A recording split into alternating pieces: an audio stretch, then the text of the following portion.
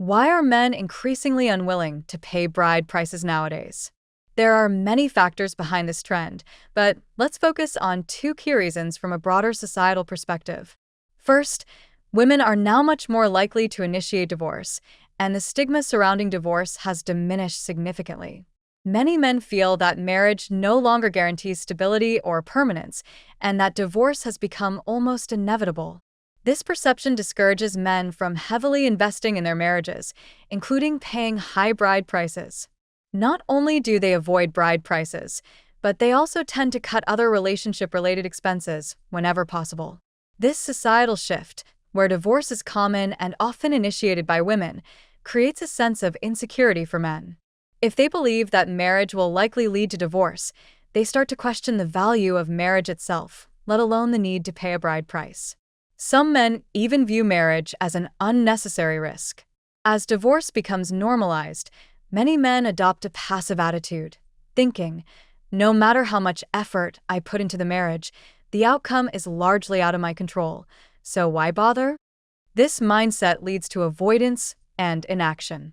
As divorce rates rise, marriage rates naturally decline. Imagine a man who assumes that his marriage will inevitably end in divorce after a few years. Would he be willing to invest heavily in that marriage? Would he buy a car, a house, or pay a bride price for his wife? Most likely, he would try to minimize costs as much as possible.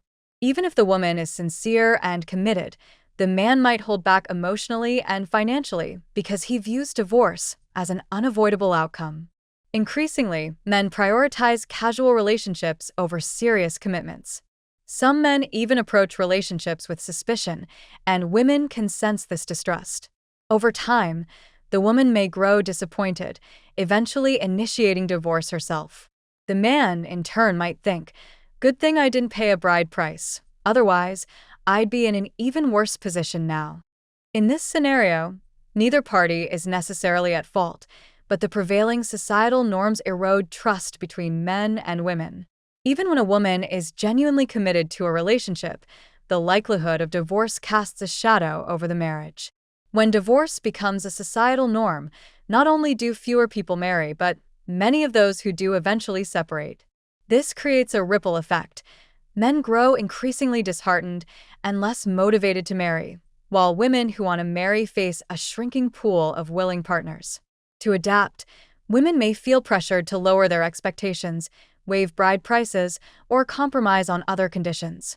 Some women argue that marriage turns them into housekeepers or childbearing tools, and that men are the primary beneficiaries of marriage. While there's some truth to the idea that men benefit from marriage, women benefit as well. If men stop marrying, they lose those benefits, but so do women.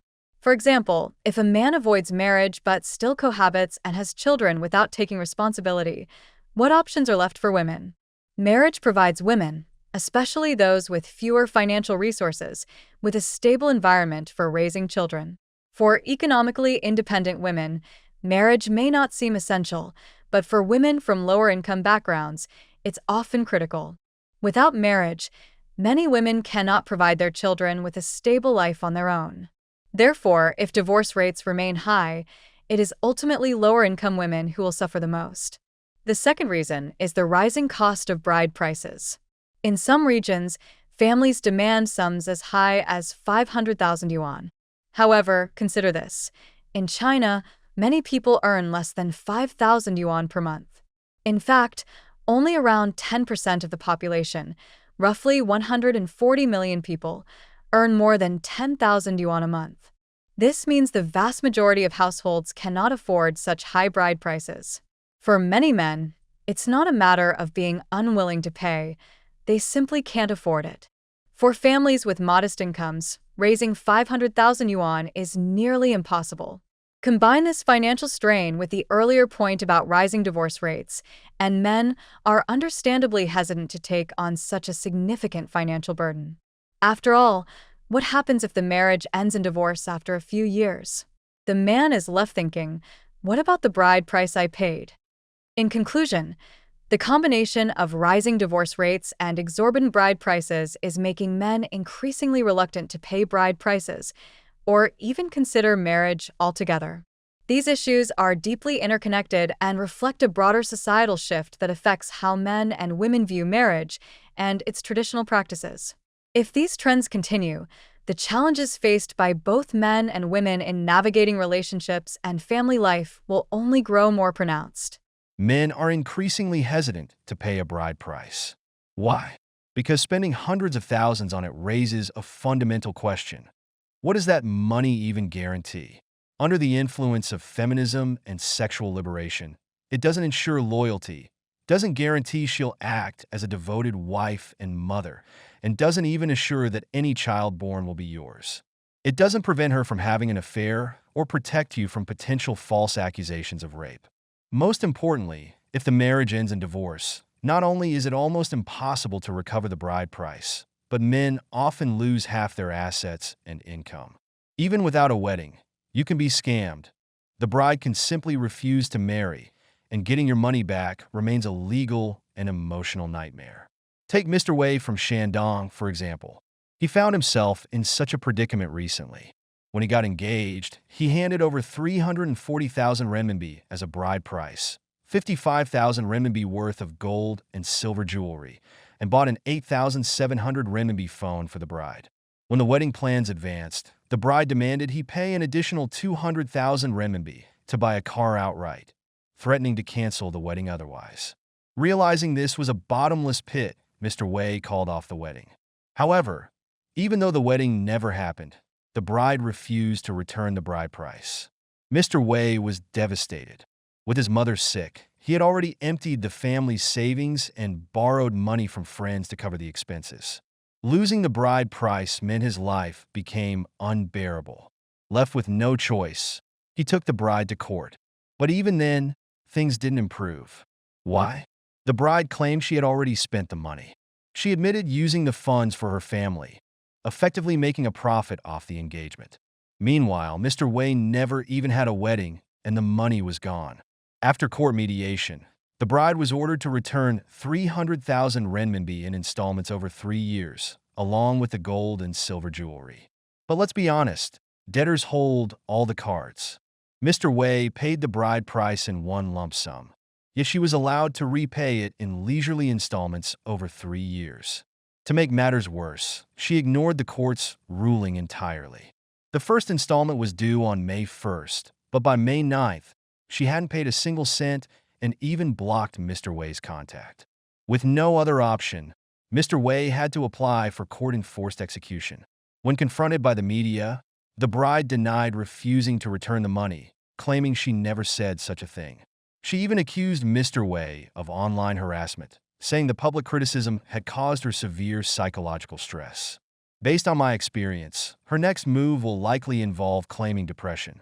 But from my observations of bride price disputes, even a claim of mental health struggles won't make her repay the money anytime soon, if at all. And keep in mind, this is a case where the marriage didn't even happen. If they had married, reclaiming the bride price would have been even more difficult. Recently, the Hunan High Court live-streamed a session on court-enforced bride price repayments. This wasn't about someone struggling to recover 380,000 renminbi after a divorce. It was about someone who had already won a partial refund in court and still couldn't get it back, necessitating enforcement. The live stream lasted an entire morning, yet only one case was resolved. At that rate, how long would it take for your case to be heard? Here's the situation from that live stream. The bride was from Changsha, and the groom was from Shanghai. They met during a trip and quickly married.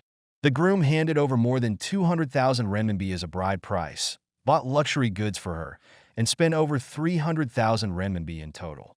After registering the marriage, the bride refused to move to Shanghai, and they began divorce proceedings. Post-divorce, she changed her mind, agreed to move, and they remarried. This time, the groom gave her another 100,000 renminbi. But shortly after receiving the money, she changed her mind again, refusing to relocate. This back and forth left the groom out over 400,000 renminbi, and the bride never moved to Shanghai. The groom eventually sued her to recover the money, but as I said, once you pay the bride price, it's nearly impossible to get it back. The bride openly admitted to the court that she had used the money to pay off debts and support her family. In other words, The money was gone, and she had no intention of returning it. Her refusal led to enforced execution.